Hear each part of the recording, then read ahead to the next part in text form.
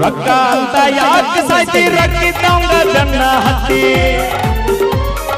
ರೊಕ್ಕ ಅಂತ ಯಾಕೆ ಸಾಯ್ತಿ ರಕ್ಕಿದ್ದಂಗ ಜನ್ನ ಹತ್ತಿ ಆನೆ ಮಾಡಿ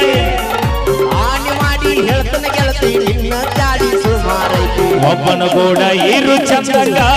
ಇಲ್ಲಂದ್ರ ನೀ ನಿಂದರ್ತೀರಿ ನಾಡು ಹಾದ್ಯಾಗ